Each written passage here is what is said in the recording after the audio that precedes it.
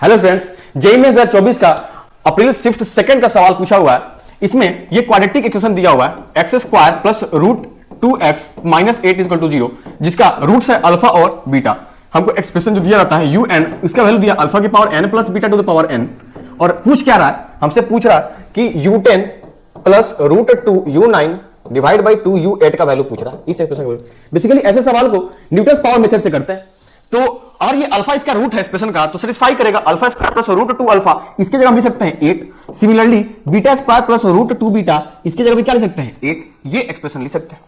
अब आते हैं इधर क्या पूछा है उस पे u10, यानी इस एक्सप्रेशन में और n का वैल्यू 10 पुट करेंगे तो अल्फा की पावर क्या हो जाएगा 10 plus beta to the power 10 minus plus root 2 alpha की power 9 plus beta to the power 9 divide by 2 alpha की power 8 plus beta to the power 8। अब क्या करेंगे, alpha 10 up to plus root 2 alpha वाले में से अल्फा की power 8 को कॉमन निकाल लेंगे और इधर क्या बचेगा alpha square plus root 2 alpha plus beta वाले में से सिमिलरली बीटा की पावर 8 कॉमन निकालेंगे तो बीटा स्क्वायर प्लस क्या बचेगा रूट 2 बीटा, और नीचे क्या है हमारा 2 अल्फा की पावर 8 प्लस बीटा की पावर 8।